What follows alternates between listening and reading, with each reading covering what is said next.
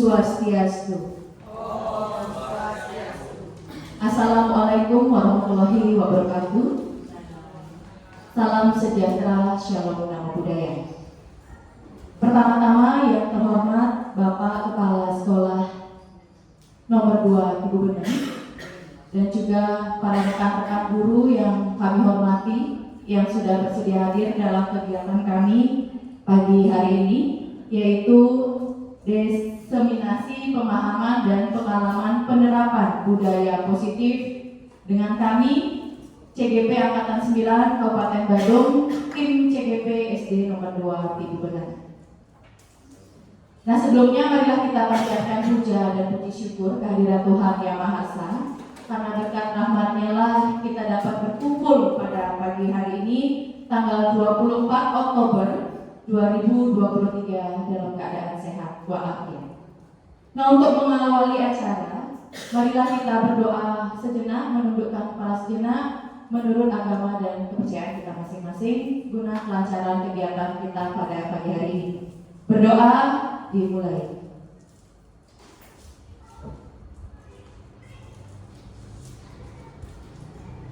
Berdoa selesai. Dan untuk selanjutnya adalah sambutan dari Bapak Kepala SD nomor 2 Ibu Bener. Baik, untuk Bapak yang persilahkan. Baik, terima kasih untuk pembawa acara pada hari ini Ibu Noni. Sebelumnya yang awali dengan pengatur Om Swastiastu. Wassalamualaikum warahmatullahi wabarakatuh. Salam sejahtera bagi kita semua. Namo Buddhaya, salam kebajikan, rahayu, rahayu, rahayu. Baik rekan-rekan semua, di hari yang berbahagia ini 6 teman kita dari CGP Angkatan 9 pada hari ini mereka akan mendiseminasikan aksi nyata dari modul 1.4 pemahaman dan pengalaman penerapan budaya positif.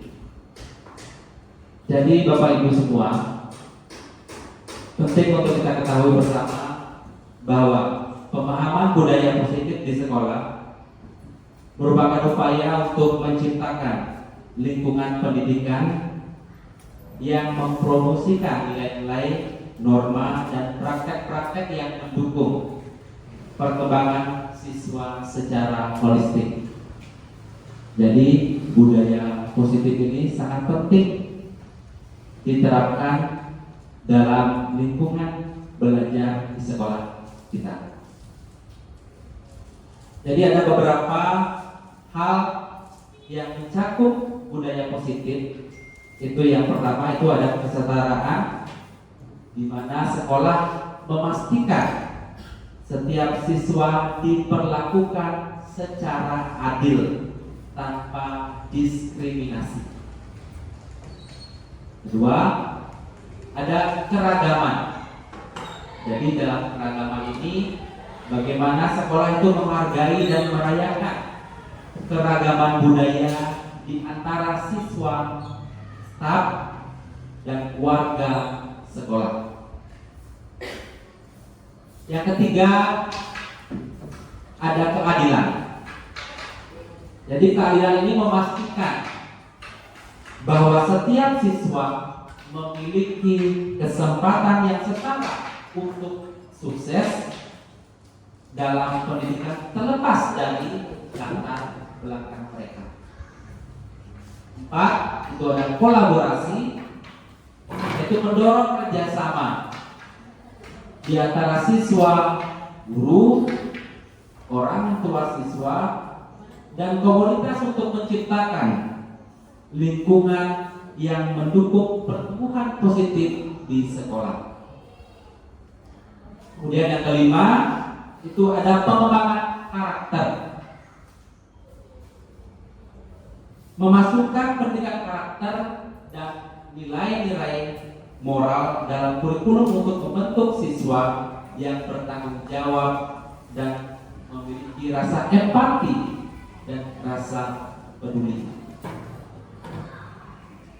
Kemudian adanya komunikasi yang efektif, mendorong komunikasi yang terbuka dan jujur antara semua pihak di sekolah untuk mengatasi konflik dan membangun hubungan yang kuat.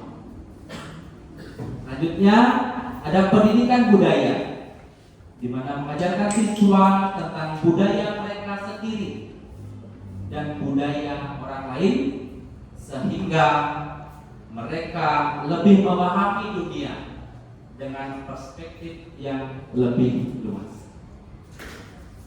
Jadi Bapak Ibu yang hormati rekan-rekan CGP, ini merupakan pencapaian yang sangat luar biasa bagi rekan-rekan kita semua. Dengan keterbatasan waktu dan padatnya kegiatan yang mereka lakukan, mereka bisa menyelesaikan setiap tahap demi tahap untuk mencapai nantinya bisa menghilangkan C menjadi GP. Jadi dengan mempromosikan budaya positif di sekolah, mudah-mudahan nanti bisa menciptakan lingkungan yang mendukung pertumbuhan dan perkembangan siswa, serta mempersiapkan mereka menjadi warga yang berpikir terbuka dan berempati dalam masyarakat yang beragam. Mungkin itu yang bisa kami sampaikan pada kesempatan ini. Kurang lebihnya kami mohon maaf yang sebesar-besarnya. Akhir kata kami akhiri dengan para sakti. Om Sakti Sakti Sakti. Assalamualaikum warahmatullahi wabarakatuh. Salam sejahtera bagi kita semua. Namo Buddhaya, salam kebajikan. Rahayu, rahayu, rahayu. Terima kasih.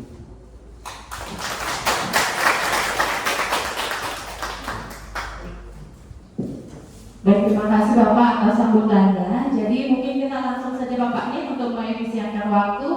Di sini sebelum kita lanjut, karena materi ini ada 6, kita perkenalan dulu. Katanya tak kenal maka tak sayang. Tapi Bapak Ibu guru pasti sudah kenal semua sama yang kece-kece di depan ini ya. Oke, yang pertama ada Ibu Fitri. Terus yang kedua ada Ibu Dian. Yang ketiga ada Ibu Saras. Ada Ibu Rai. Saya sendiri, dan yang terakhir paling cantik, paling ganteng adalah Bapak Komang Muna, ya. Oke, asal kalian dibilang tadi sama Bapak Kepsek kita ya, C-nya akan berubah menjadi GP. Oke, yang mengikuti jejak teman-teman yang duluan. Baik, salam dan bahagia. Bapak Guru hebat, dalam kesempatan ini kita akan berbagi di sini. Ingat, kita berbagi. Belum tentu kita ini pengetahuannya lebih banyak ya, pengalamannya lebih banyak belum tentu. Maka dari itu nanti jika ada pertanyaan silahkan kita sharing, kita berbagi. Nah, pada kesempatan kali ini kita akan membahas mengenai konsep-konsep budaya positif dan juga pengalaman penerapan budaya positif dari salah satu rekan kita nanti akan kita tayangkan. Oke, next. Adapun konsep-konsep budaya positif, apa sih sebenarnya budaya positif? Bapak Ibu, namanya juga budaya ya. Budaya, jadi berkesinambungan. Kita harapkan ini bertahan lama budaya ini. Tentunya hal-hal yang positif yang ada di lingkungan kita. Di sekolah kita tercinta SD nomor 2 Tiburan. Kenapa kita wajib menerapkan budaya positif Bapak Ibu? Kenapa? Apalagi kita sebagai seorang pendidik ya. Kenapa? Nah, ini jawabannya. Jadi suatu lingkungan yang aman dan nyaman akan memberikan murid kesempatan dan kebebasan untuk berproses. Kita tumbuhkan budaya positif di SD kita, maka murid itu akan aman, nyaman, dan bisa berproses nanti untuk kedepannya, sehingga menerima dan menyerap suatu pembelajaran itu dengan mudah. Dan selain itu juga perlu diingat, selama seseorang merasakan tekanan-tekanan, selama kita guru menekan murid kita, maka proses pembelajaran itu akan menjadi sulit. Apa yang kita berikan masuk kanan keluar kiri jadinya ke siswa. Jangan ditekan siswanya. Kita timbulkan atau tumbuhkan aura yang positif dari dalam diri, sehingga orang-orang di sekitar kita akan ikut merasakan positif pula. Seperti itu. Nah, salah satu tanggung jawab kita sebagai pendidik adalah menghilangkan atau mencabut yang namanya gangguan-gangguan yang menghalangi proses pengembangan potensi peserta didik kita. Begitu. Jadi kalau memang tidak ada paksaan, murid sudah nyaman di sini, proses pembelajaran Oke, lanjut. Selanjutnya, nah berbicara tentang pendidikan kita nggak jauh-jauh. Siapa yang tidak kenal beliau? Ya, beliau adalah Bapak Pendidikan Nasional yaitu Ki Hajar Dewantara. Menurut beliau, kita ambil contoh nih. Kita ambil contoh tumbuh-tumbuhan yang ditanami seorang petani. Apa yang ditanam oleh petani? Padi tentunya. Nah, di sini seorang pendidik juga bisa kita ibaratkan seorang petani yang menumbuhkan padi-padinya.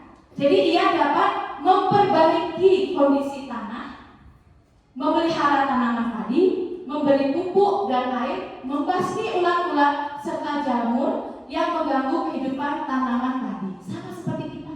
Murid kita adalah padi, petani adalah guru. Seperti itu. Kita basmi namanya gangguan-gangguan yang akan mencelakai murid kita. Basmi itu semua. Kita pelihara, kesannya kita pelihara, kita rawat anak didik kita. Kesannya seperti itu. Ya, maka proses pembelajaran akan berjalan dengan lancar. Seperti itu ya teman-teman ya. Kita lanjut.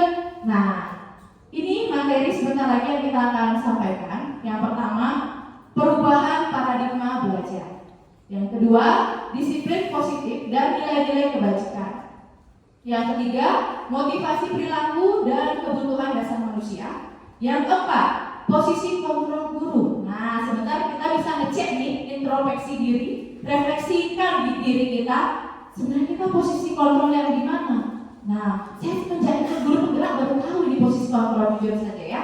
Terus ada keyakinan kelas, di mana nanti kita di kelas menerapkan ke anak-anak, tumbuhkan yang namanya keyakinan kelas. Tidak ada kata dilarang ini, dilarang itu, tidak ada. Nanti kita akan coba lihat contoh keyakinan kelas yang tepat. Dan yang terakhir, segitiga restitusi. Nah, ini bahasanya agak high ya, jadi agak tinggi, restitusi. Nah, restitusi itu adalah pemecahan masalah. Kita akan membuat segitiga, nanti akan disampaikan oleh Bapak Komang yang datang itu. Jadi, segitiga restitusi gimana cara kita biar anak itu kalau ada masalah kita tidak langsung menghukum dia. Ya, coba nanti kita simak langsung ada penerapan atau praktek yang sudah dilakukan oleh Bapak Komang. Baik, untuk efisienkan waktu, Ibu, kita lanjutkan.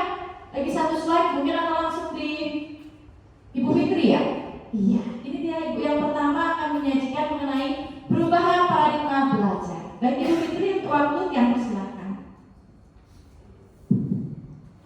Baik, mohon izin Bapak Salah dan teman-teman. Saya Ibu Fitri Dewi akan memaparkan materi mengenai perubahan paradigma belajar. Untuk menambah semangat kita pada pagi hari ini, saya akan mengajak Bapak Ibu untuk melakukan kegiatan ekspresi. Saya mohon Bapak Ibu untuk berdiri.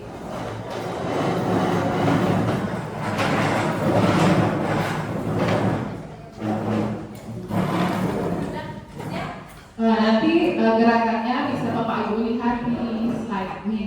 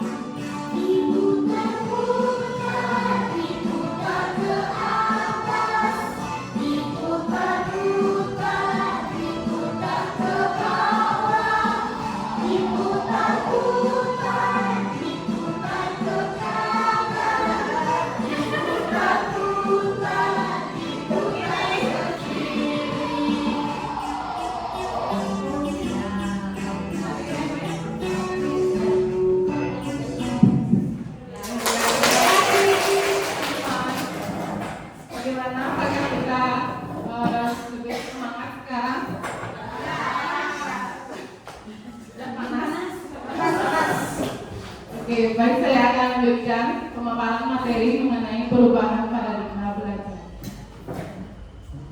Apakah Bapak Ibu setuju dengan pernyataan berikut ini? Ya, saya ingin bertanya pada Bapak Ibu. Yang pertama mengenai hukuman dapat mendisiplinkan anak. Bagaimana Bapak Ibu? Apakah Bapak Ibu setuju atau tidak mengenai pernyataan yang pertama? Setuju atau tidak? Coba angkat tangan. Ya, setuju.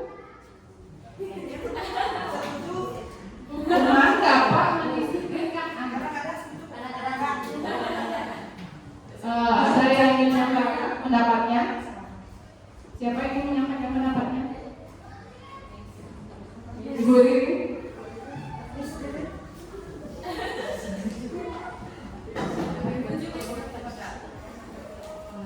Ya. Oke, hukuman dapat mendisiplinkan anak-anak. Setuju atau tidak pertanyaannya ya? Kalau saya pribadi sebenarnya dilema ya antara setuju atau tidak. Kalau setuju itu sama dengan kita kayaknya mendiskriminasi anak. Kalau tidak setuju dengan hukuman kadang bisa mendisiplinkan anak. Jadi kalau di sini tergantung gurunya sih menurut saya. Tapi saya tidak setuju karena ada cara lain untuk kita mendisiplinkan anak. Dengan misalnya memberikan reward, memberikan contoh kepada anak bahwa disiplin itu tidak harus dengan hukuman. Itu kalau menurut saya. Ya. Ada lagi teman-teman yang ingin menyampaikan pendapatnya?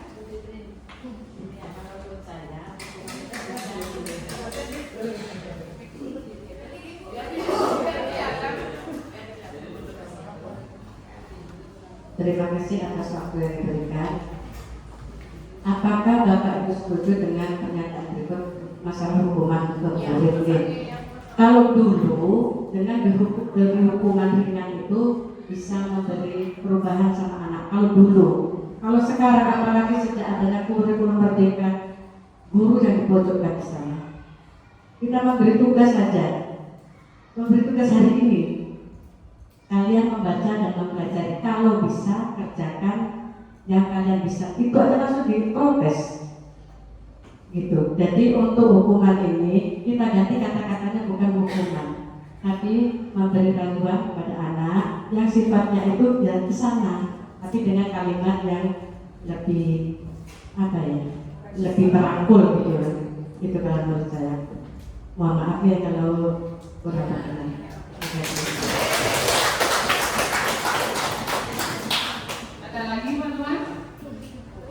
Baik, terima kasih untuk Ibu Ririn dan Ibu Nur. Tadi sudah menyampaikan pendapatnya mengenai hukuman dapat mendisiplinkan anak. Memang benar sekali hukuman itu tidak harus diberikan kepada anak-anak, karena hukuman jika menjurus ke fisik atau psikis akan mengganggu mental siswa. Ya, mereka akan menjadi lebih takut. Lebih daya ingatnya tentang hukuman itu lebih kuat gitu. Lebih baik kita memberikan hukuman yang berupa positif, yang misalnya anak-anak diajak untuk menjaga kebersihan atau memberi tugas yang memang untuk memajukan pengetahuan mereka. Kemudian yang kedua, pemberian hukuman dengan hal positif seperti membersihkan toilet sekolah dapat meningkatkan disiplin anak. Apakah Bapak Ibu setuju? Bagaimana? Ada yang berpendapat kalau setuju bagaimana? Kalau tidak setuju bagaimana?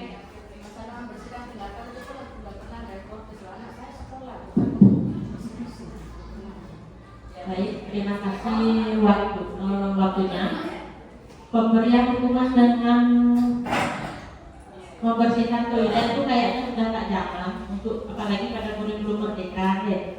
Orang tua juga kayaknya zaman sekarang itu tidak mengizinkan anaknya untuk melakukan hal-hal seperti itu.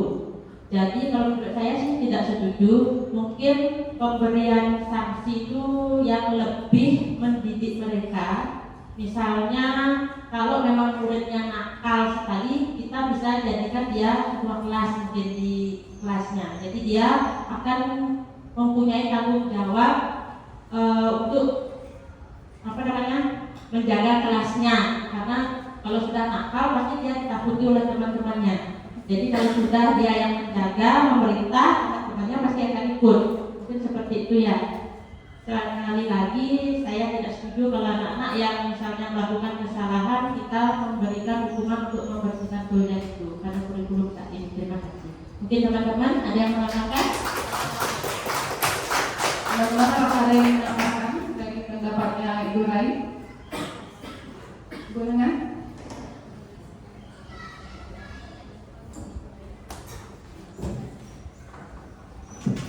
Ya, baik, terima kasih atas waktu dan kesempatannya. Saya sedikit menambahkan nih. Saya sependapat dengan teman-teman yang lain bahwa hukuman apapun bentuknya tidak bisa mendisiplinkan anak. Di sini zaman sudah berubah. Zaman sudah berubah dari kurikulum yang terdahulu menjadi sekarang yang kita terapkan adalah kurikulum merdeka. Jadi di pemberian sanksi-sanksi atas perilaku anak yang tidak sesuai dengan tata tertib sekolah itu tidak harus berupa hukuman. Jadi kita bisa memberikan sejenis pembiasaan kepada anak yang bisa mereka terapkan, yang bisa menjadikan contoh untuk mereka, seperti misalnya saya di kelas 1 dengan tim menerapkan keyakinan kelas. Jadi kita di sana punya keyakinan kelas. Di keyakinan kelas itu kita berusaha untuk mengantisipasi atau di sana sifatnya mencegah agar anak-anak tidak sampai melakukan perbuatan-perbuatan yang tidak sesuai dengan tata tertib sekolah kita. Itu dari Tiang, terima kasih.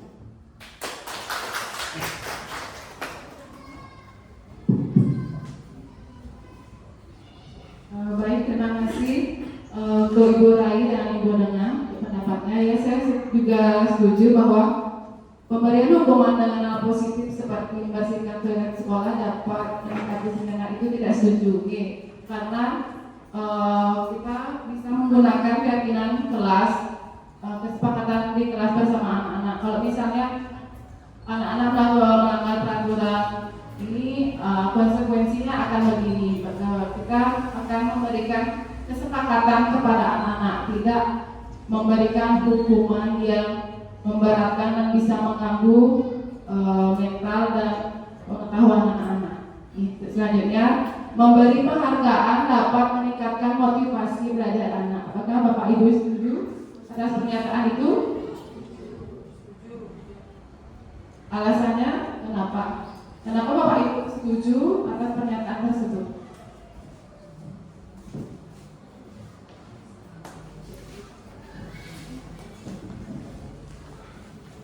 Terima kasih waktu yang diberikan kepada saya. Pemberian penghargaan kepada anak itu memberi motivasi belajar anak, saya sangat setuju.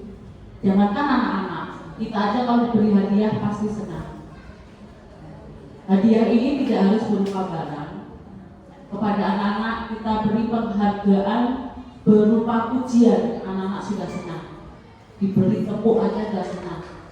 Apalagi kalau dikasih hadiah ini bisa juga yang berupa peralatan tulis, berupa apa aja yang gampang-gampang kita dapatkan. Jadi saya sangat setuju dengan memberi penghargaan kepada anak biar nanti memberikan motivasi anak agar lebih bisa giat belajar. Terima kasih.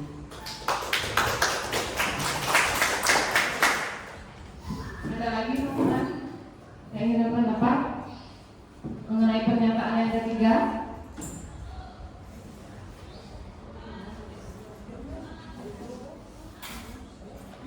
Ada lagi?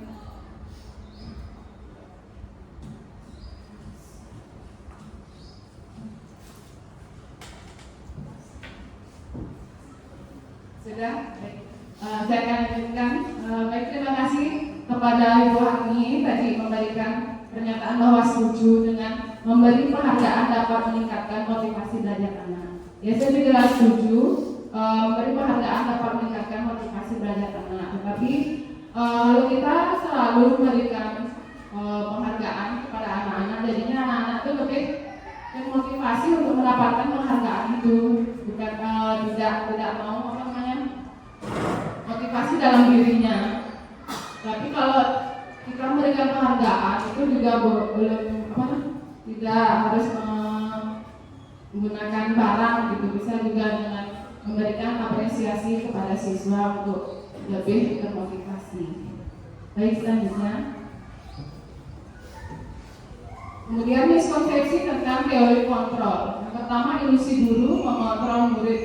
Kemudian ilusi bahwa semua penguatan positif efektif dan bermanfaat. Kemudian ilusi bahwa kritik dan membuat rasa bersalah mampu menguatkan karakter. Kemudian ilusi bahwa orang dewasa berhak memaksa.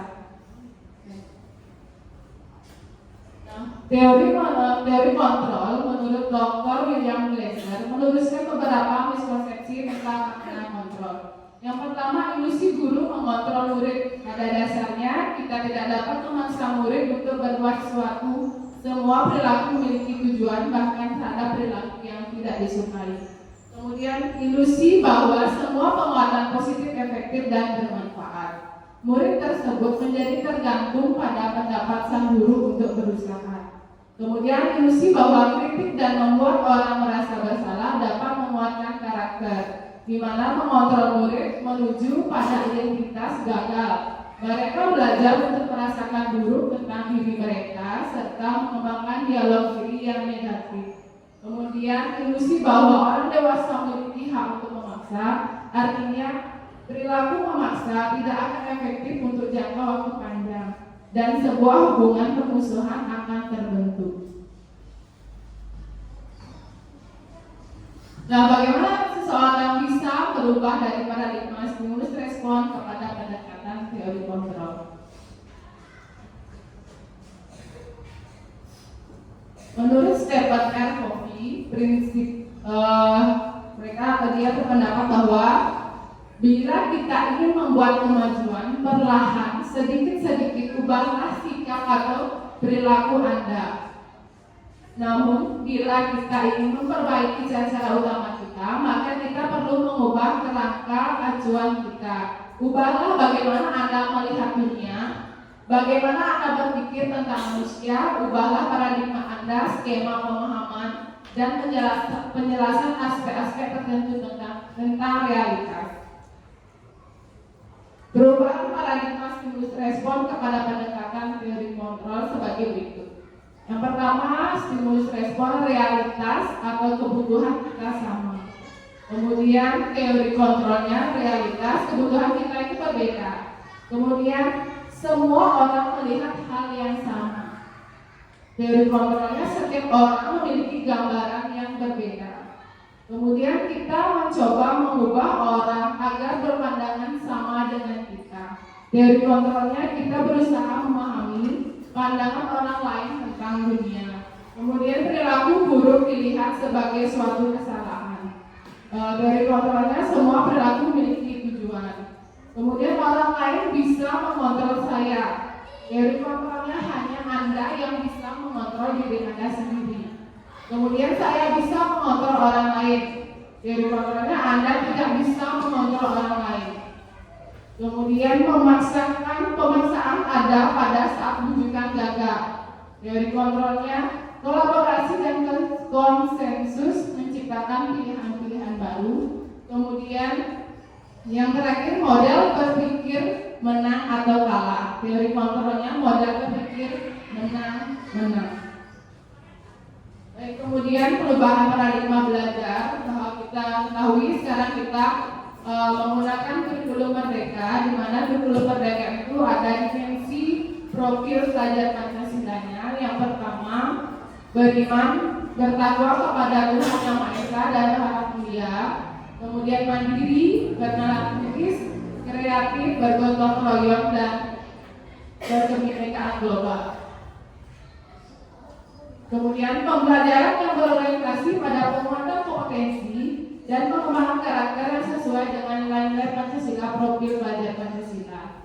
Kemudian yang kedua, praktik pembelajaran yang berpusat pada murid, yang mana setiap murid belajar sesuai dengan kebutuhan dan tahap perkembangan secara terdiferensiasi.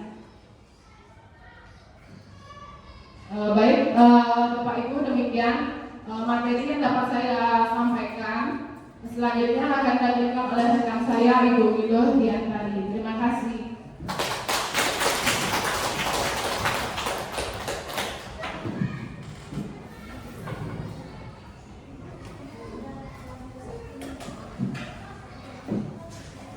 Baik, terima kasih atas kesempatannya. Mohon izin Bapak Kepala Sekolah untuk memaparkan materi yang saya akan paparkan. Selamat pagi rekan-rekan semua. Baik, di sini saya Milo Diantari. Saya akan memaparkan tentang disiplin positif dan nilai-nilai kebajikan. Sebelumnya saya ingin bertanya kepada Bapak Ibu, apa yang terpikirkan atau yang ada di benak Bapak Ibu tentang arti dari disiplin itu sendiri?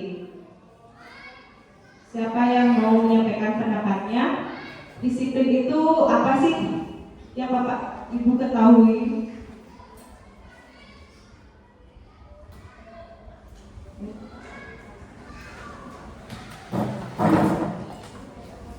Terima kasih. Menurut saya disiplin itu adalah kebiasaan baik yang dilakukan secara terus-menerus dan berulang-ulang. Itu akan membentuk karakter yang baik dan menjadi anak disiplin.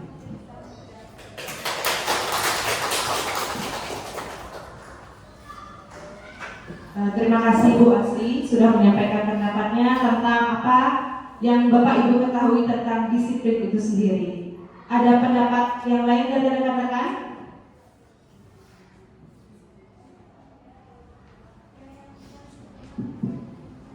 Menurut dia disiplin yang positif itu penerapan yang dilakukan siswa tanpa adanya hadiah maupun sanksi. Terima kasih. Baik, terima kasih Ibu Rai sudah menyampaikan pendapatnya. Nah, di sini disiplin itu kita sebut sebagai bentuk kontrol diri agar dapat mencapai suatu tujuan yang mulia yang mengacu pada nilai-nilai kebajikan. Di sini kesadaran melakukan sesuatu tanpa adanya soggokan, ancaman atau hukuman.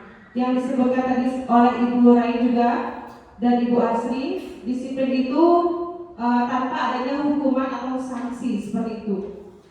Sebagai pendidik, tujuan kita adalah menciptakan anak-anak yang memiliki disiplin diri sehingga mereka bisa berperilaku dengan mengacu pada nilai-nilai kebajikan universal dan memiliki motivasi intrinsik bukan ekstrinsik. Dalam budaya kita, makna kata disiplin dimaknai menjadi sesuatu yang dilakukan seseorang pada orang lain untuk mendapatkan kepatuhan. Kita cenderung menghubungkan kata disiplin dengan ketidaknyamanan, di mana disiplin itu kita sering dihubungkan dengan hukuman, padahal itu sesungguhnya berbeda. Karena belajar tentang disiplin positif tidak harus dengan diberikannya hukuman. Justru itu salah satu alternatif terakhir, dan kalau perlu kita tidak gunakan sama sekali hukuman. Nanti kita bisa ganti hukuman itu dengan sebutan konsekuensi seperti itu. Next. Nah, di sini konsep disiplin dengan identitas gagal. Artinya dulu hukuman itu kita dikatakan gagal jika hukuman itu menyakitkan, tidak nyaman, murid takut, memaksa, murid menyembunyikan kesalahan, dan murid menjadi rendah diri. Tadi berhubungan dengan yang disampaikan oleh Ibu Fitri, di mana murid akan menjadi merasa takut jika diberikan berupa hukuman seperti itu, dan murid menjadi rendah diri, di mana mental siswa akan teringat selalu, oh saya diberikan hukuman, dia akan melekat sampai bisa seumur hidupnya.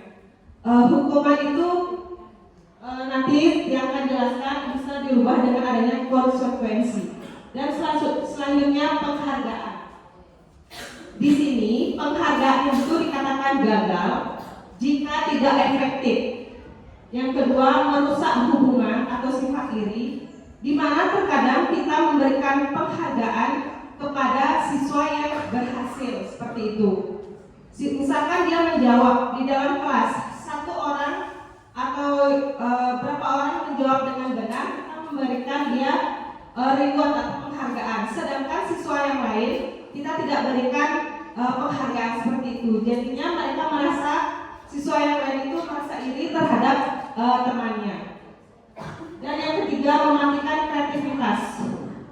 Dan yang keempat, menghukum dengan sistem ranking dan merampas hak menghargai dirinya. Baik, selanjutnya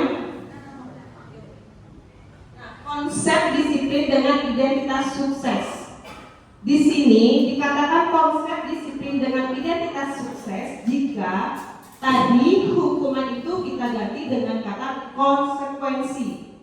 Ya, konsekuensi itu yang pertama adanya penguatan jangka pendek, dan yang kedua perlu monitoring berkelanjutan, dan yang ketiga stimulus respon, dan yang keempat murid menghormati peraturan, dan yang terakhir kehilangan hak waktu jeda seorang diri atau penahanan.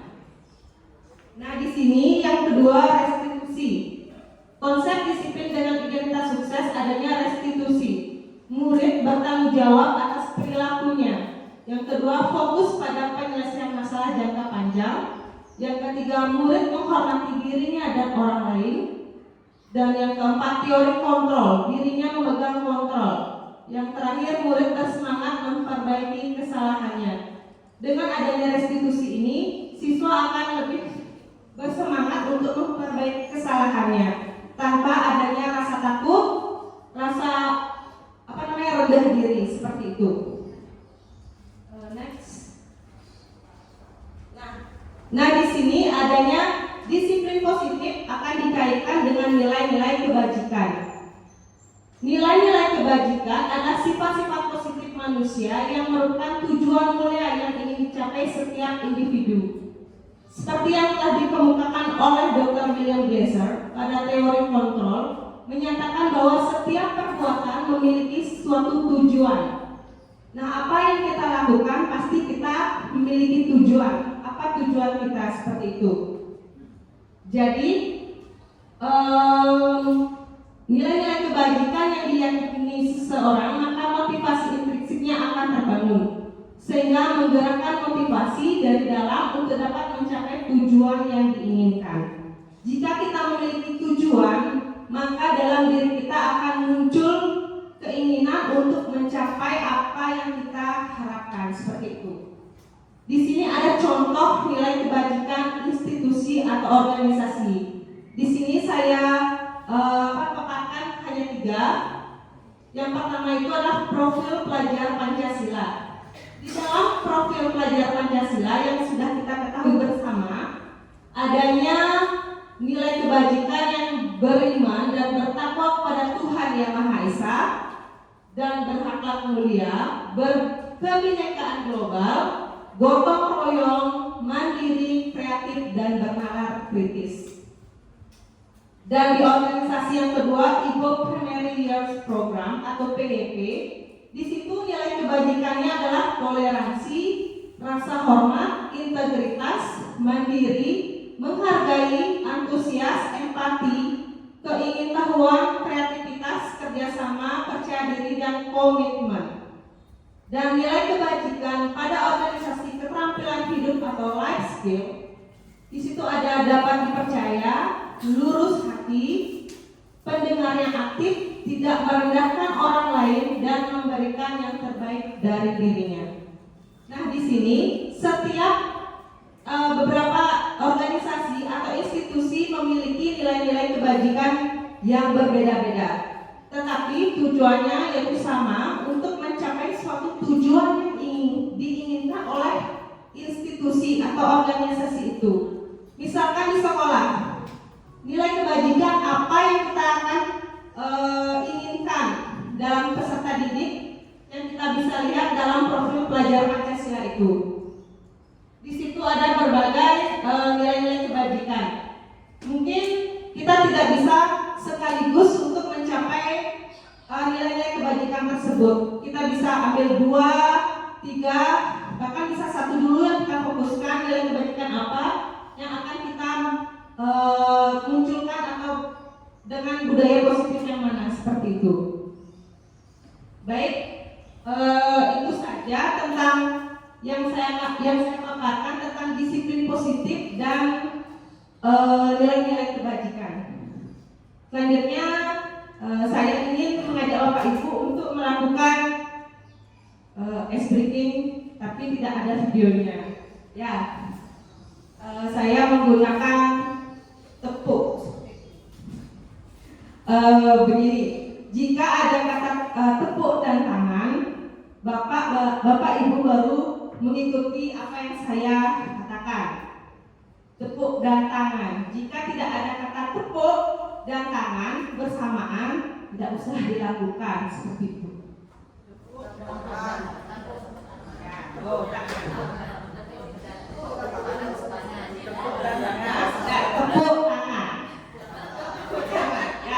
Misalkan tepuk tangan 1 kali. Kalau saya bilang tepuk 1 kali, berarti Bapak Ibu kurang fokus ya. Siap Bapak Ibu? Kalau bisa berdiri ya. Biar tidak ada goyang-goyangnya. Sudah tadi goyang-goyangnya ya. Baik. Tepuk tangan 1 kali. Tepuk tangan 3 kali. Tepuk 2 kali.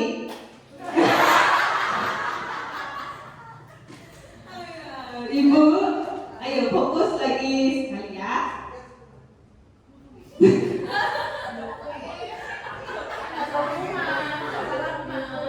Tepuk tangan 3 kali. Tepuk tangan 2 kali. Tepuk tangan 1 kali. Tepuk 4 kali. Oke. Semua sudah benar, sudah fokus. Berarti sekarang bisa dilanjutkan oleh rekan saya, Ibu Niluh Ayu Sarastuti, tentang motivasi perilaku dan kebutuhan dasar manusia. Terima kasih.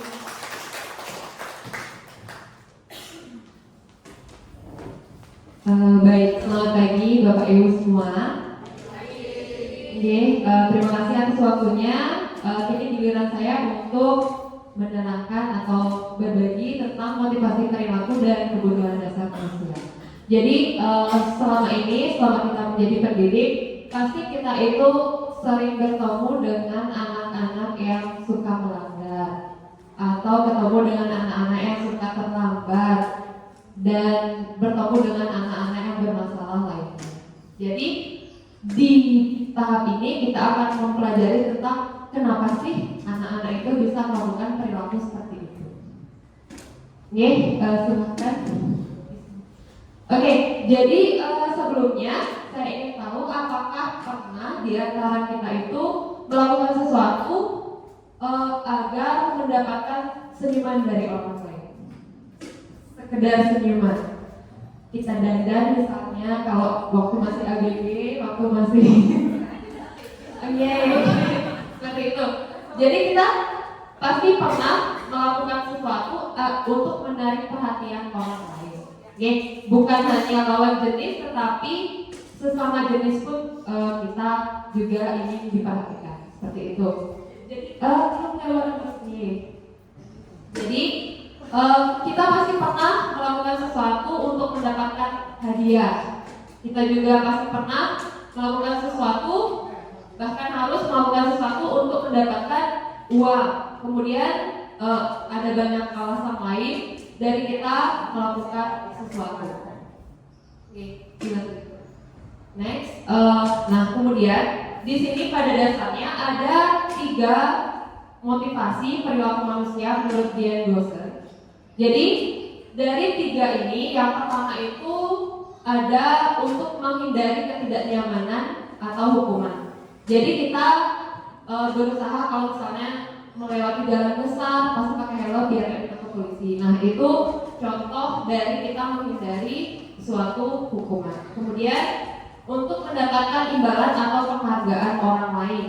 Jadi kita berusaha untuk waktu masih sekolah berusaha belajar biar dapat penghargaan dari ibu bapak guru seperti itu. Dan yang ketiga, untuk menjadi orang yang kita inginkan dan menghargai diri sendiri dengan nilai-nilai yang kita percaya sendiri. Misalnya kita tuh ingin jadi guru, kenapa seperti itu. Jadi dari yang poin 1 dan 2 itu bisa kita lihat bedanya dengan poin ketiga. Jadi yang pertama dan kedua itu adalah poin dari dampak ekstrinsik. Jadi itu terkaitan dengan lingkungan. Jadi kita ingin dihargai oleh orang atau tidak dihukum oleh orang seperti itu. Sedangkan yang ketiga itu muncul dari keinginan dari dalam diri kita untuk menjadi diri kita sendiri, untuk menghargai diri sendiri dan percaya dengan apa yang kita yakini. Next. Nah, jadi untuk level motivasi yang kita harapkan, itu sebagai seorang pendidik, khususnya itu sebagai pendidik hendaknya kita itu dapat mengubah motivasi eksternal. Yang eksternal itu sudah saya jelaskan tadi, itu yang poin 1 dan 2. Itu contohnya seperti menghindari hukuman atau ingin mendapatkan sesuatu, itu menjadi motivasi internal. Dari mana siswa itu dapat menghargai dirinya sendiri dan juga orang lain. Nah, jadi untuk kita bisa menggali keyakinan internal dari murid itu, kita sebagai pendidik harus sadar akan 5 kebutuhan dasar manusia. Misalnya kalau ada murid melanggar, sering telat, itu sebabnya apa? Jadi kita bisa gali melalui kita itu tahu tentang kebutuhan dasar manusia itu apa. Kita harus tahu kekurangan dari murid itu apa. Oke, yang pertama itu ada kebutuhan dasar kami, yaitu kebutuhan bertahan hidup atau survival. Jadi kalau survival itu dimana kita mendapatkan makanan, mendapatkan pengetahuan, ketenangan, keamanan, pakaian, seperti itu. Pokoknya hal-hal dasar yang bisa menunjang kita hidup, seperti kesehatan juga, seperti keamanan juga. Nah, kemudian yang kedua ada rasa kasih sayang dan rasa diterima atau love and belonging. Jadi kalau misalnya saya bilang kita nggak butuh cinta, nggak butuh kasih sayang, itu semua bohong. Kita semua perlu cinta, kita semua perlu kasih sayang. Enggak cinta dari pasangan aja, tapi kan dari teman-teman juga, kan gitu nih. Jadi di sini seorang anak itu pasti dia pasti dia membutuhkan rasa kasih sayang juga dari gurunya, teman-temannya, lingkungannya, pokoknya di keluarganya juga. Nah itu juga sangat bergantung pada pertumbuhan atau perilaku anak. Kemudian yang ketiga ada kekuasaan atau power. Jadi anak itu sebenarnya atau murid atau manusia itu sebenarnya butuh power. Kita butuh kekuasaan, kita butuh dihargai, kita butuh kalau kita kerja itu dilihat kerjaannya kita. Kita kalau berbicara itu butuh didengar. Jadi di sini kekuasaan itu kita bisa mempunyai kekuatan untuk melakukan sesuatu seperti itu. Kemudian kesenangan. Jadi kesenangan atau fun ini kebutuhan dasar yang paling paling mendasar. Jadi di mana kita merasa senang, merasa nyaman, merasa aman. Jadi seorang anak itu perlu merasa senang dalam melakukan sesuatu. Kita tidak stres dalam melakukan sesuatu. Kalau misalnya anak-anak yang kebutuhan akan kesenangannya itu bermasalah, misalnya di keluarga atau misalnya di sekolah dia dibully aja terus, jadi otomatis dia nggak punya kesenangan. Kenapa dia jadi nggak punya kesenangan? Mungkin powernya dia kurang. Terus kenapa powernya dia kurang? Mungkin dia selama ini nggak berusaha jadi belajar dengan baik sehingga nilai-nilainya seperti itu. Memang semuanya berkaitan. Kemudian yang terakhir itu ada kebebasan atau freedom. Jadi murid di sini harus harus memiliki rasa bebas untuk mempunyai pilihan. Jadi dia bisa memilih sendiri, kemudian mengambil keputusan sendiri tanpa diberatkan oleh perasaan atau pikiran orang lain seperti itu. Jadi 5 kebutuhan dasar ini sangat mendasari perilaku murid-murid kita. Jadi gimana caranya untuk mengelola kelima kebutuhan dasar ini tadi akan dijelaskan selanjutnya oleh rekan saya yaitu Ibu Raiwidia. Baik, sekian Ibu Raiwidia.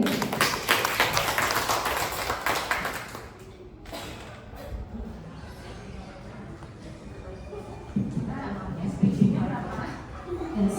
Baik, terima kasih atas kesempatannya. Bapak Ibu masih semangat? Semangat. Mohon izin Bapak Kepala Sekolah.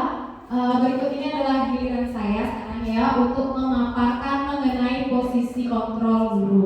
Namun sebelum itu kita akan bermain game dulu sebentar. Bapak Ibu mau bermain game? Mau ya.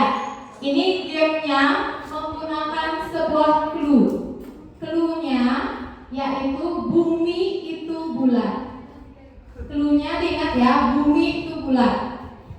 6 sama dengan 1. 8 sama dengan 2. Ada yang paham? Paham? Oke, coba ya, kita coba dulu ya, karena di sebelah sana udah ada yang paham. Oke. Oke ya, baik ya, coba ya dulu ya. Bumi itu bulat. Ya, 9 ditambah 8 sama dengan 3. Ya, betul sekali. Tepuk tangan dulu. Terima kasih ya mereka. Ya, betul ya. Jadi sekarang lagi sekali ya. Coba yang sebelah sini. Ada ayam nih soalnya sebelah sini. Ulang lagi sekali ya. Oke, ulang ya. Oke, ulang ya. Bumi itu bulat. Bumi itu bulat. Ya. 6 sama dengan 1, 9 sama dengan 1, 10 sama dengan 1, 8 sama dengan 2. Sekarang pertanyaannya, bumi itu bulat, 88 ditambah 10 sama dengan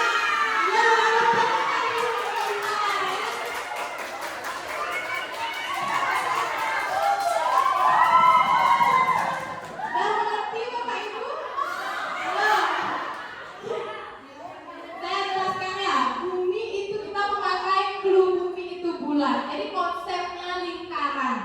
Ya, di dalam angka 6 sama dengan 1. Ada 1 buah lingkaran. Kemudian 8 ada 2 buah lingkaran. Ya, seperti itu. Lagi sekali aja ya. Oke, lagi sekali aja ya. Bumi itu bulat. Ya, bumi itu bulat. 10 ditambah 8 sama dengan 3.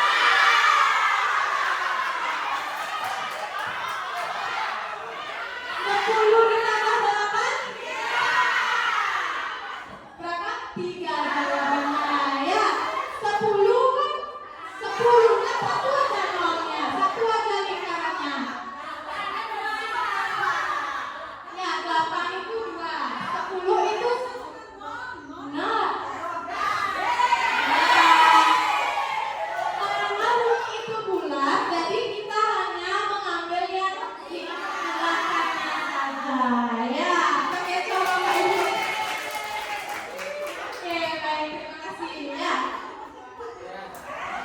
Ya, nanti lagi mungkin ya.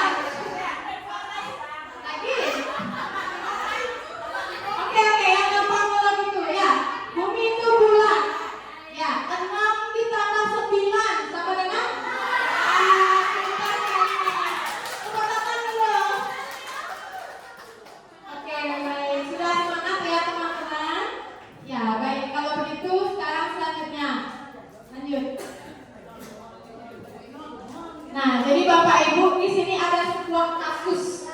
Ya, ada sebuah kasus, saya bacakan kasusnya. Tisa dan Hana dipanggil ke ruangan Ibu Dewi. Ya, kepala sekolah SMA Makmur. Jadi Ibu Dewi ini kepala sekolah SMA Makmur. Ibu Dewi baru saja mendapatkan sebuah laporan atau pengaduan dari ibunya Tisa, dari bundanya Tisa, ya, bahwa Hana menggunakan kata-kata kasar dan merendahkan Tisa di media sosial. Jadi Ibu Dewi ini mendapat laporan kalau si Hana ini merendahkan Tisa. Dia menggunakan kata-kata kasar di sosmed, ya, di media sosial. Jadi bisa dibilang dia dibully lah, seperti itu. Nah, sekarang pertanyaannya, bila Anda adalah seorang kepala sekolah, penerapan disiplin apakah yang akan Anda lakukan untuk kasus Hana dan mengapa? Ya, saya minta salah satu dari rekan-rekan untuk menyampaikan pendapatnya. Apabila Anda menjadi seorang kepala sekolah, posisikan diri Anda sebagai kepala sekolah. Jadi nanti penerapan disiplin apa yang akan Anda lakukan untuk kasus yang seperti itu? Apa yang dilakukan bila ada salah seorang siswa kalian itu mengalami kasus seperti itu? Ya, siapa yang bisa? Ada ibu-ibu? Siapa yang ingin berpendapat? Coba satu orang untuk menyampaikan pendapatnya. Bu Lia, silakan. Baik, terima kasih atas kesempatan yang telah diberikan kepada saya. Ini apabila saya menjadi seorang kepala sekolah, penerapan disiplin apa yang harus saya lakukan dalam kasus ini?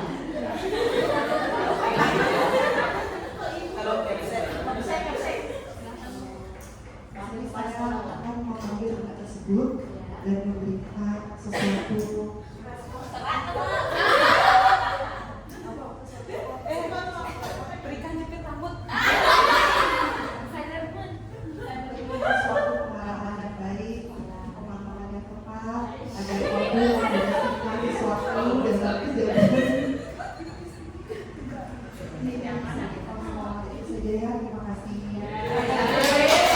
Terima kasih untuk Ibu Lia sudah menyampaikan pendapatnya. Ada lagi yang ingin menambahkan? Ya, jadi di sini Ibu Lia, dia sebagai kepala sekolah akan memanggil anak tersebut, kemudian mengajaknya berbicara, ya, dari hati ke hati, menanyakan mengapa dia melakukan hal tersebut. Seperti itu, ya, lanjut. Nah, baik, di sini ada 5 posisi kontrol. Ya, posisi kontrol guru yang pertama yaitu adalah sebagai penghukum. Yang kedua, membuat orang merasa bersalah. Ya, yang ketiga ada teman, kemudian keempat memantau, dan yang terakhir sebagai manajer. Nah, kita sebagai guru pasti kita pernah melakukan salah satu dari 5 posisi kontrol ini. Ya, namun sebagai guru dari kelima posisi kontrol ini, posisi manakah? Lanjut. Nah, posisi manakah dari 5 kontrol tersebut yang sering kita lakukan? Kira-kira kita sering melakukan yang mana? Coba pikir dulu. Ya, ini dia 5 posisi kontrol guru. Yang pertama itu adalah posisi sebagai penghukum. Ya, mana penghukum ini? Seorang penghukum bisa menggunakan hukuman fisik maupun verbal. Pasti kita pernah melakukan hal itu. Ya, yang kedua sebagai pembuat orang merasa bersalah. Ya, pada posisi ini biasanya guru akan bersuara lebih lembut. Dalam posisi ini kita biasanya membuat anak itu merasa bersalah. Kita lembut suaranya. Masa sih kamu seperti itu? Nggak kasihan sama bu guru? Nah, seperti itu contohnya, ya. Kemudian yang ketiga, teman.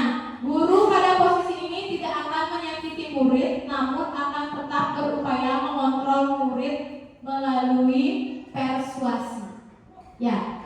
Kemudian yang selanjutnya adalah posisi monitor atau pemantau, di mana monitor berarti mengawasi. Kita mengawasi murid kalau kita menggunakan posisi pemantau itu. Dan yang terakhir yaitu posisi manajer, di mana posisi ini adalah kita berbuat sesuatu bersama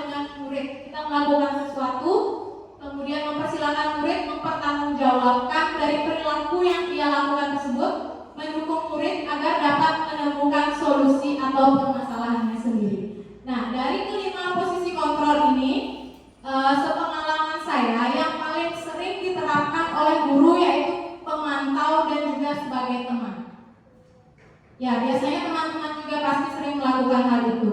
Namun dari kelima posisi kontrol guru, ini yang paling baik sebetulnya yang kita terapkan adalah posisi kontrol sebagai manajer. Ya, seharusnya kita dapat menerapkan itu. Ya, di mana kita itu berbuat sesuatu bersama dengan murid.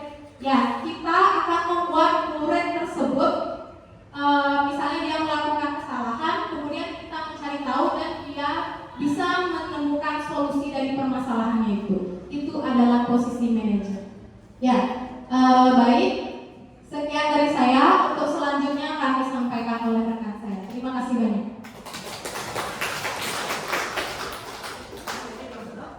Baik, terima kasih Bu-ibu. Bapak terakhir ya Bapak ya. Oke, nanti ada surprise terakhir sama Bapak Komang. Diajak olahraga mengelilingi lapangan sebentar. Oke, halo, masih semangat? Iya. Tinggal saya sama Bapak Komang aja. Oke. Ini ada kaitannya Bapak Ibu. Tadi posisi kontrol kan sudah ya. Jadi yang kita harapkan di sekolah kita bangun posisi kontrol yang terakhir, yaitu manajer. Ya, nanti ada kaitannya gimana cara kita biar bisa kita itu menjadi posisi manajer, akan ada kaitannya dengan Bapak Komang nanti, segitiga restitusinya. Nah, ada juga kaitannya dengan saya, yaitu keyakinan kelas.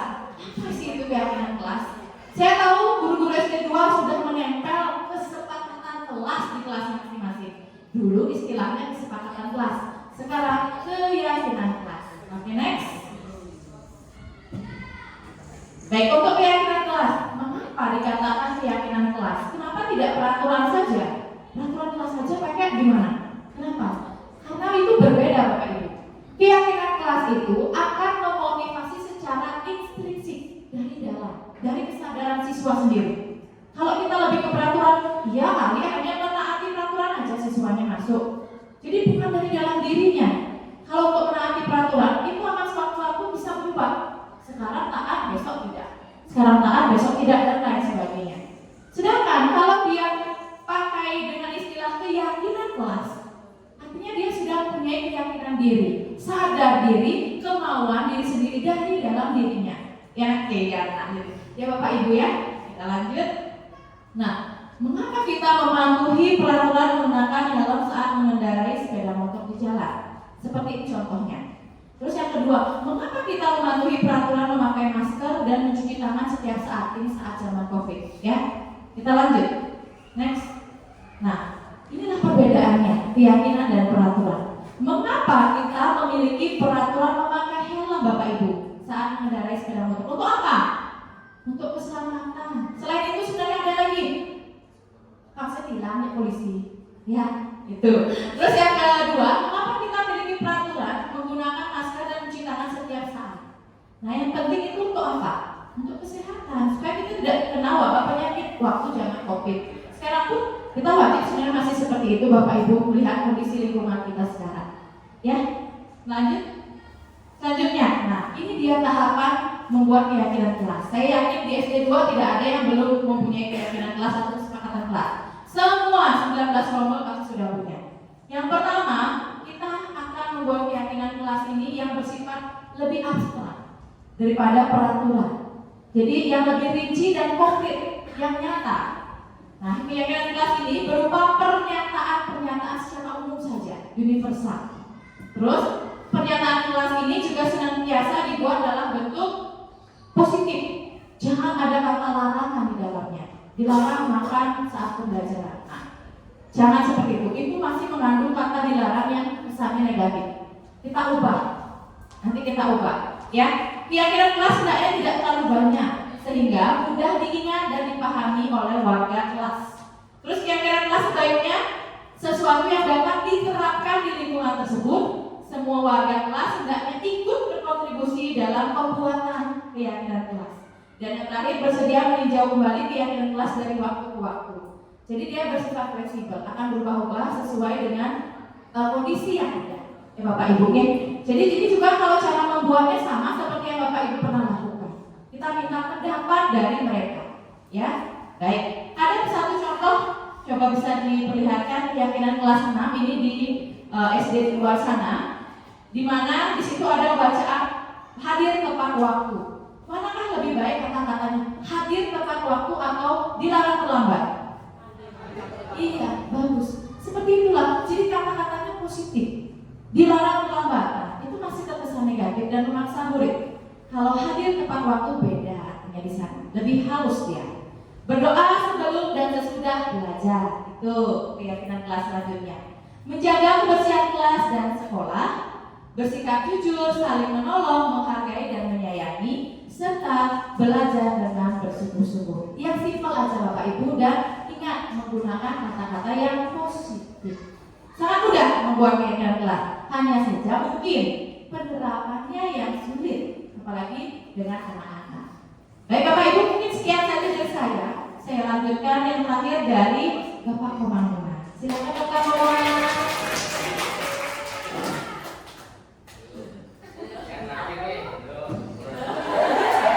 Mohon izin Pak Bayi serta rekan-rekan semua yang ingin berbagi di sini tentang segitiga restitusi.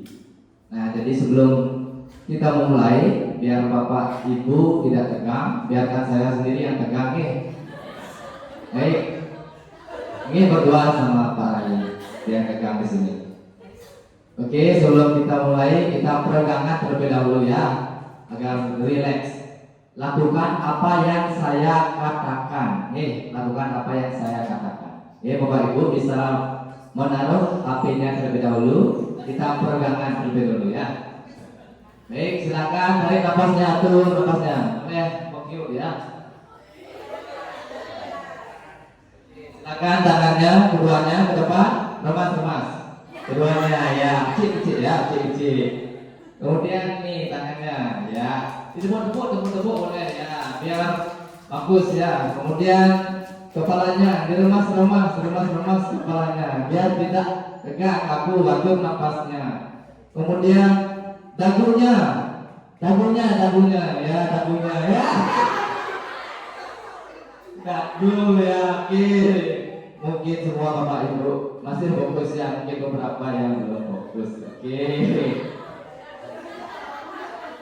Oke, kita mulai saja sesi yang terakhir, yaitu segitiga restitusi. Nah, jadi ini terkait dengan bagaimana kita menghadapi anak didik kita yang melanggar, bagaimana kita seharusnya menyikapi jika ada peserta didik kita yang melanggar. Nah, jadi segitiga restitusi itu adalah suatu proses dialog yang dijalankan oleh guru atau orang tua agar dapat menghasilkan murid yang mandiri dan bertanggung jawab. Kemudian segitiga restitusi itu juga memiliki tujuan untuk menciptakan kondisi bagi murid untuk memperbaiki kesalahannya, sehingga mereka bisa kembali kepada kelompok mereka dengan karakter yang lebih kuat. Nah, kemudian berikutnya, next.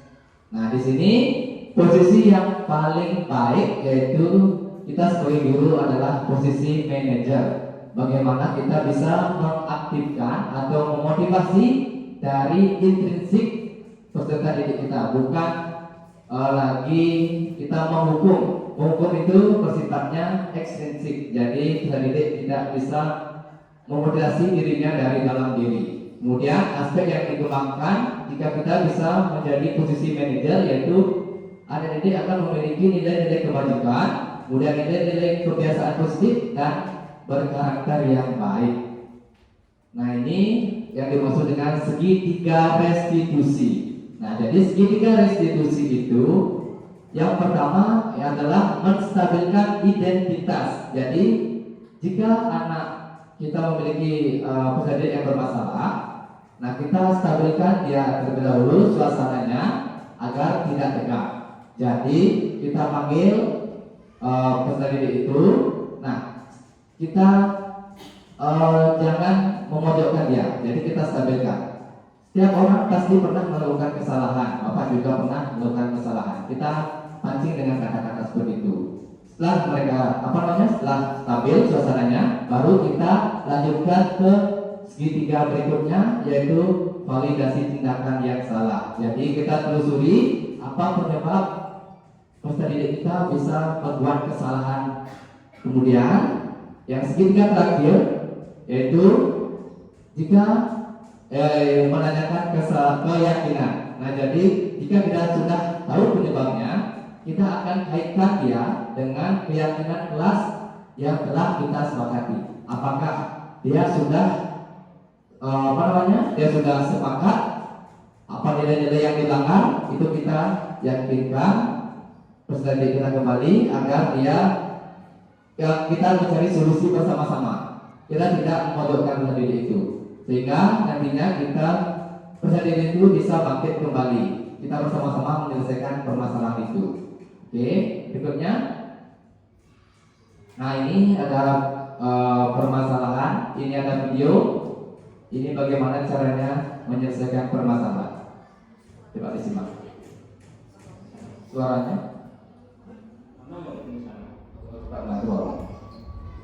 Kesel pak, kesel banget. Masa aku dikatain tukang fitnah pak? Ya aku marah lah. Aku balik ke TK di depan kelas. Kesel banget. Yang pertama, menstabilkan identitas. Hubungan yang besar.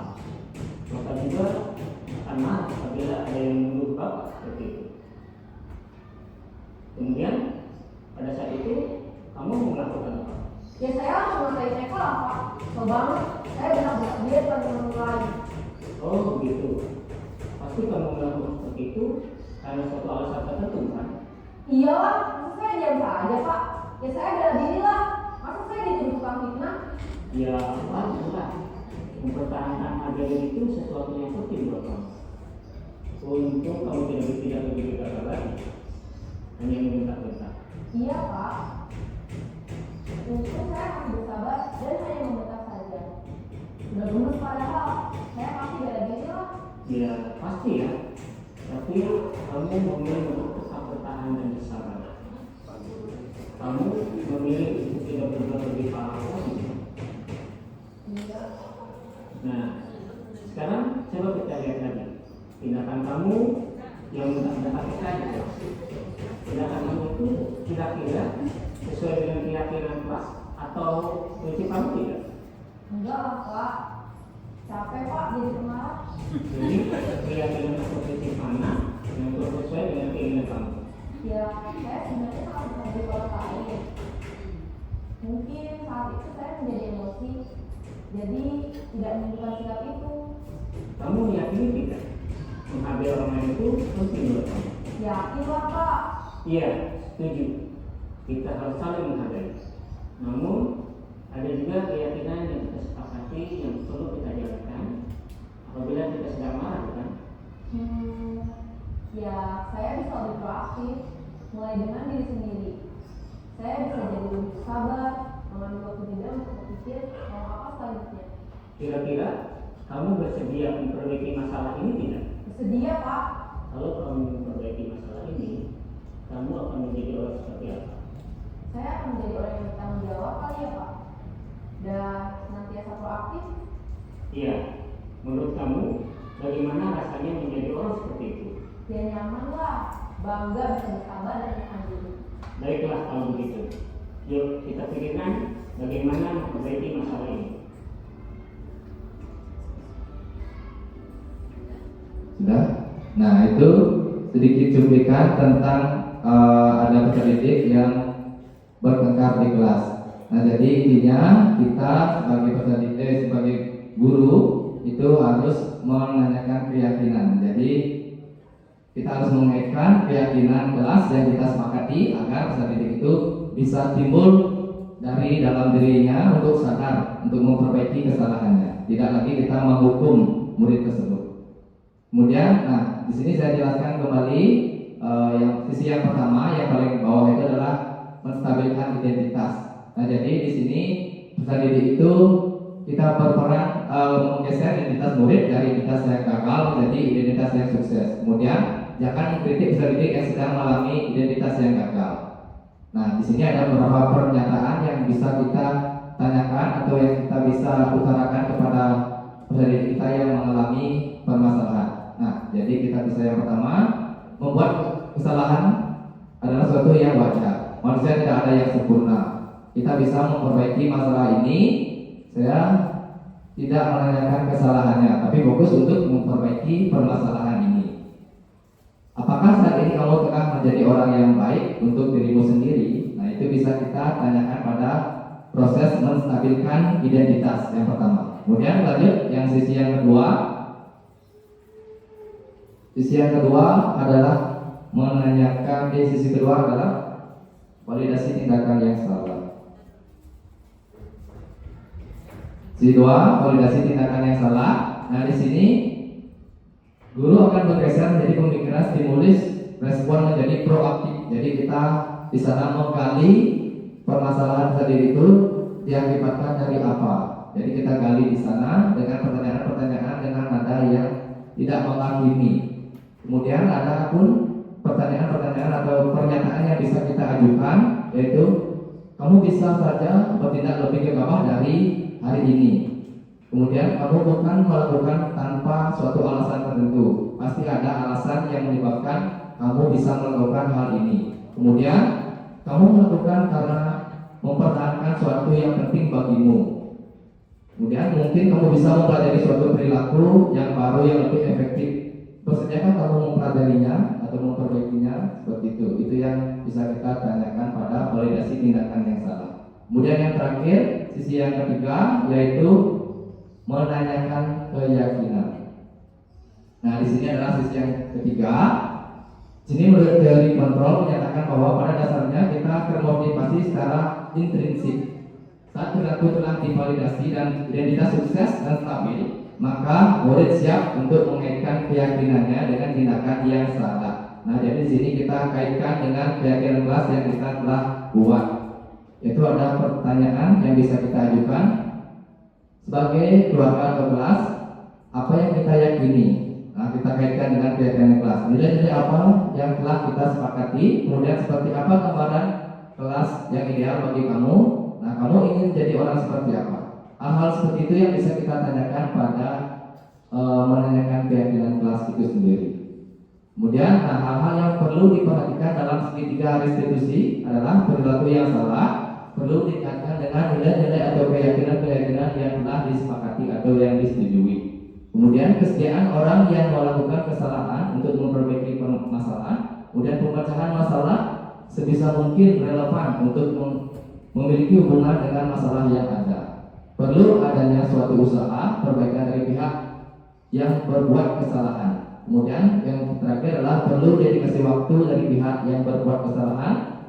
Tanyakan kapan akan mulai dilakukan usaha untuk memperbaiki masalah itu sendiri. Kemudian, nah, di sini adalah tujuan dari penerapan segitiga restitusi itu. Dengan penerapan segitiga restitusi diharapkan guru dapat menerapkan posisinya sebagai manajer dengan mengajukan pertanyaan-pertanyaan bermakna yang dapat membuat murid menjadi lebih percaya diri, bertanggung jawab, dan mandiri. Nah, penerapan segitiga restitusi ini bertujuan untuk menjadikan murid menjadi lebih kuat secara pribadi, membuka wawasan murid agar dapat menyelesaikan permasalahan sendiri, dan murid semakin percaya diri, mandiri, dan merdeka sesuai dengan kurikulum yang sekarang. Nah, di sini mungkin ada sedikit cuplikan mengenai berbagai pengalaman budaya positif yang setelah saya lakukan. Ini hanya cuplikannya saja, sebentar. Ini ada misalkan ada anak yang terlambat. Nah, ini menurut teori seperti ini yang kita lakukan.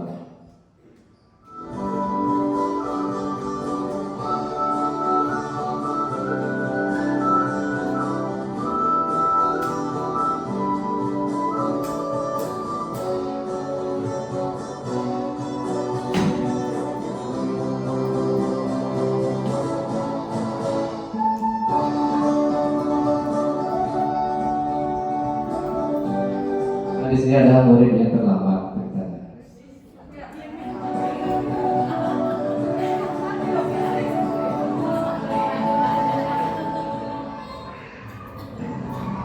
Selamat pagi, Nak.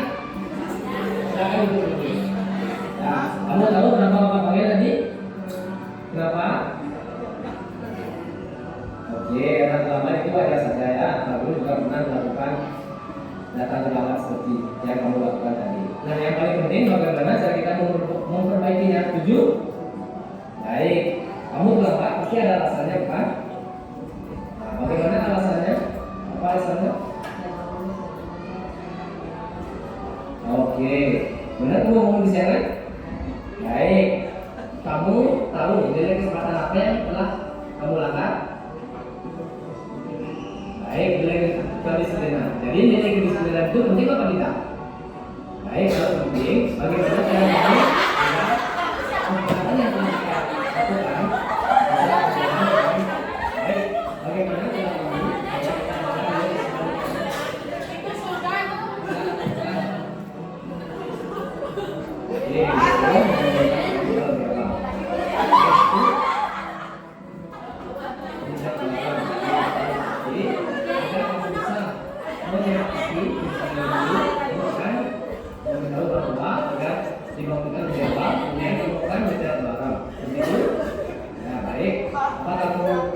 Terjadi pada dirimu sendiri agar tidak terlambat lagi.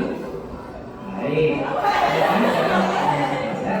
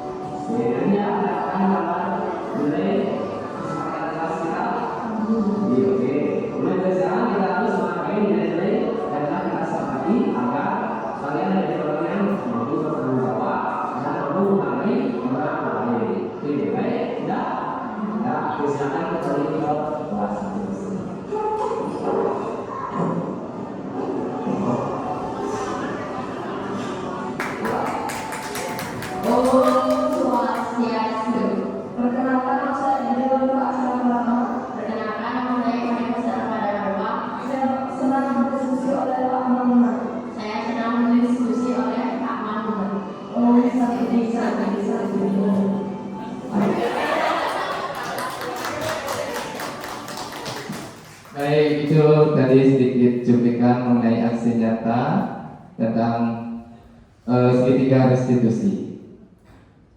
Nah, mungkin sekian dari saya. Tiang aturkan pantun. Buah nanas, buah leci, dicampur gula enak sekali. Cukup sekian presentasi dari kami. Tiang aturkan para Mas Santi. Om Santi, Santi, Santi. Oh. Sedangkan pengajar praktik saya adalah Ibu Niputu Suwandewi SPD. Ibu Bapak Guru hebat, pada video kali ini saya akan Baik, sudah ya, sudah habis ya. Oke, sebelum menutup kegiatan pada pagi hari ini mungkin ada yang mengganjal Bapak Ibu, apa yang perlu ditanyakan terkait dari pemaparan 1 sampai 6. Silakan, mungkin kita langsung berbagi aja, kita sharing di sini. Ada yang ingin bertanya? Ya, silakan Ibu Asri.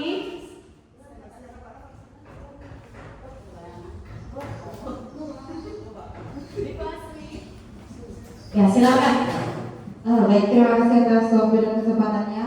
Sebelumnya mohon izin, dari pemaparan yang materi yang telah dilakukan saya sudah cukup memahami materi yang disajikan. Tapi ada satu pertanyaan yang ingin saya sampaikan. Dari ketiga tahapan segitiga restitusi yang sudah disampaikan tadi, kira-kira bagaimana yang paling sulit untuk diterapkan kepada siswa mengingat banyaknya karakteristik siswa di SD 2000? Terima kasih. Baik, terima kasih Bu Asri. Nah, karena ini mungkin terkait dengan yang kita lakukan waktu ini ya, praktek ya.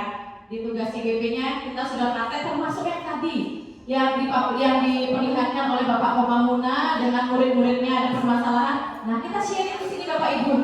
Baik, yang ingin menjawab pertama ada? Atau tiang dulu ya, tiang berbagi pengalaman dulu ya. Baik, saya sendiri akan berbagi pengalaman terkait praktek segitiga restitusi yang telah saya terapkan. Mungkin yang menurut saya paling sulit adalah yang pertama, menstabilkan identitas siswa. Jadi gimana ya, siswa sudah buat masalah, gimana guru? Udah marah-marah, sudah seberapa rasanya pengen ngomel, tapi kita diam dulu. Nah, itu yang paling tersulit bagi saya untuk menahan diri. Nah, kita lihat tadi Pak Komang, sebenarnya udah terlambat ini, apalagi itu pukul-pukulan, stop, udah emosi jiwa sebenarnya, nggak bisa gitu. Kita yang pertama itulah yang menguji kesabaran kita sebagai guru. Cara kita yang pertama itu yang sulit, menstabilkan.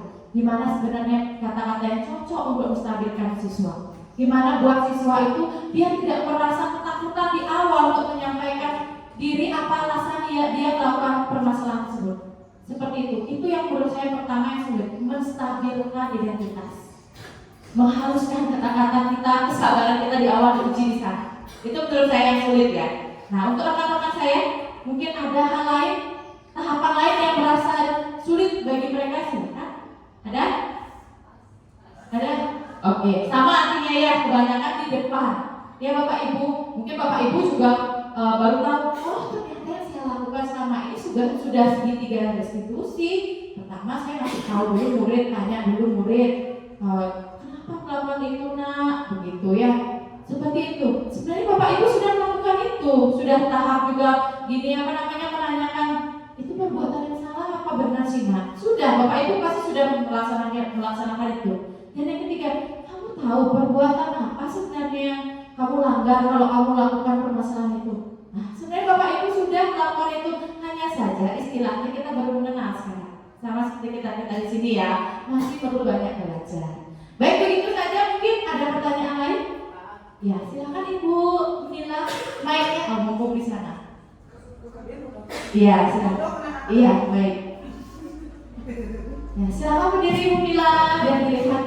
Baik, selamat pagi. Ya, selamat mohon pagi. maaf sebelumnya karena suara saya masih lost entah kemana. Ini masih serak-serak sedikit. Iya. Dan mohon izin untuk teman-teman CGP Angkatan 9. Di sini saya tadi tertarik sekali dari pemaparan Ibu Ayu Sarastuti ya. Di mana itu tentang motivasi perilaku dan kebutuhan dasar manusia. Yang di sini yang saya sangat tekankan yaitu kasih sayang dan kebebasan.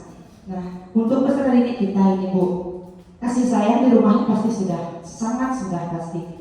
Yang menjadi kunci kita sebagai pendidik di sekolah itu adalah ada kata kebebasan. Karena kita banyak menemukan kasus, baik kebebasan itu untuk siswa silahkan mau berdemonstrasi apalah, tetapi di rumah yang menjadi masalah kita adalah kebebasan siswa di sekolah menurut yang sendiri itu benar-benar berlebihan sekali. Ya karena apa? Ada suatu kasus kemarin mungkin sudah kita dengar, mempertahankan diri di sekolah kita harus melawan. Itu kebebasan yang diberikan untuk bertahan hidup mungkin ya, seperti yang dimotivasi hidup. Nah itu yang ingin kita berbagi di sini. Kita sebagai pendidik itu sebaiknya kita bagaimana ya? Apakah kita dengan orang tua lah atau apa kita sebagai pendidik, bagaimana seharusnya dengan kata kebebasan siswa itu, dan juga kasih sayang apakah terlalu berlebihan kasih sayang sehingga anak itu benar-benar menurut saya zaman sekarang agak arogan lah anak-anak. Itu saja yang tanyakan, mohon untuk berbagi. Terima kasih ya. Terima kasih Bu Mila. Wah luar biasa sekali perkenalan Bu Mila. Ya sesuai kenyataan yang ada di sekolah ya. Baik, untuk Ibu Ayu silakan. Oke, terima kasih atas pertanyaannya Ibu Mila.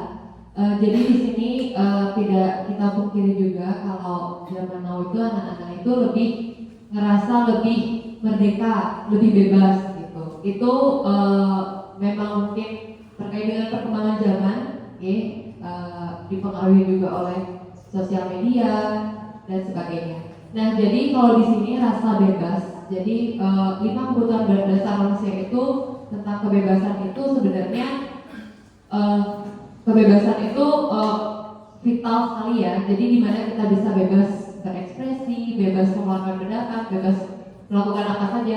Tapi kalau lingkupnya di dalam sekolah, menurut dia kita itu nggak boleh lepas juga dari apa yang kita yakini gitu. Jadi kita harus sesuai visi sekolah kita juga dengan profil pelajaran Pancasila kita juga nggak boleh dilanggar. Jadi kita memberikan kebebasan kepada siswa tapi tetap ada jalur-jalurnya. Jadi misalnya kalau memang dia sudah keluar dari jalur yang kita sepakati di sekolah, keluar dari visi kita, jadi kita bisa melakukan segitiga restitusi tadi. Kita harus bertanya, kita menggali mengapa dia bisa sebebas itu, melenceng itu, seperti itu. Jadi penyelesaiannya kembali pada segitiga restitusi yang tadi, seperti itu. Mungkin teman-teman ada yang ingin menambahkan? Oke, bagaimana Ibu Mila? Oke, terima kasih. Baik, jadi intinya seperti itu ya Bapak Ibu ya. Apapun itu silakan anak-anak bebas, asalkan bebas di jalurnya, di hal yang positif lah, artinya tidak melenceng jauh. Dan jika pun ada permasalahan, mari kita mencoba untuk tetapkan diri kita sebagai pendidik di posisi kontrol manajer dan selesaikanlah secara segitiga restitusi. Begitu ya. Mungkin itu saja yang dapat kami paparkan. Kita juga sudah melewati waktu kurang lebih hampir 2 jam. Terima kasih banyak saya ucapkan mewakili tim yang ada di depan atas partisipasi aktifnya di sini. Kita sama-sama belajar Bapak Ibu. Okay? Baik, jika ada salah kata saya mohon maaf dan terima kasih. Saya tutup dengan pranama Santi. Om Santi Santi Santi Om. Wassalamualaikum warahmatullahi wabarakatuh. Salam sejahtera, shalom, namo buddhaya, dan selamat pagi.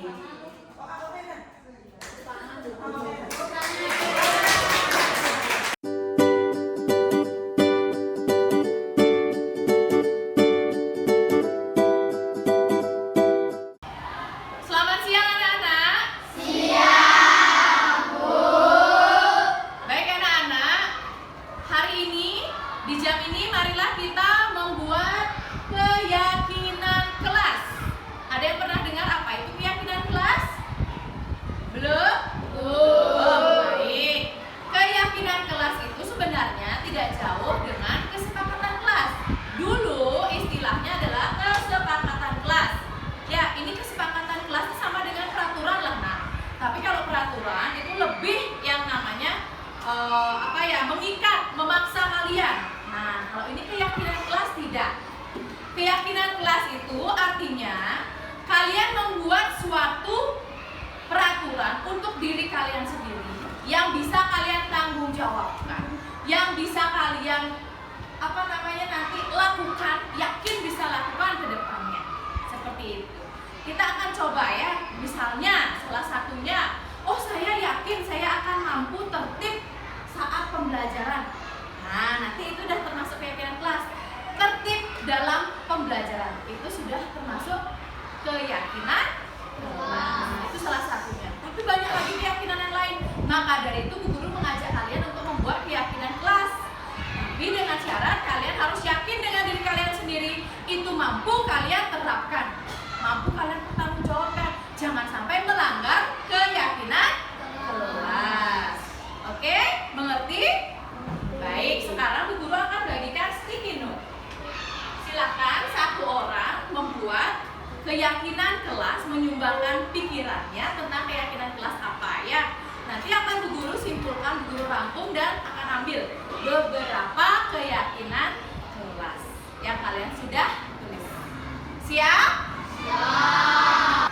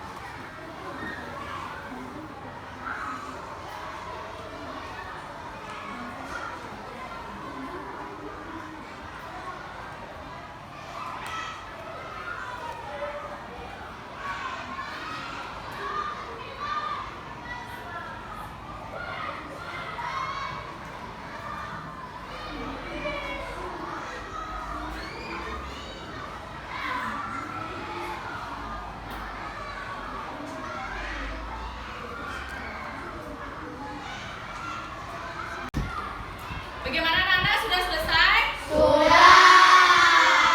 Jika sudah, silakan dari kelompok yang lama bisa ditempel di depan ya. Boleh, tempel di mana aja.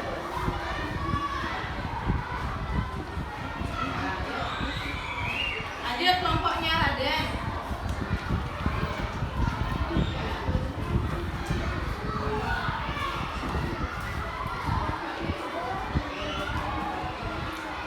Yuk kelompoknya Bapak.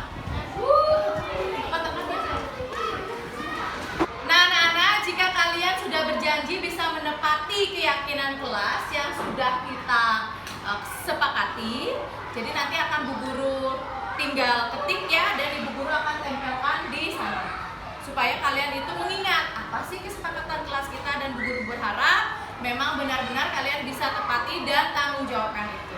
Ya anak-anak ya. Oke, jika sudah, kalian sekarang boleh istirahat.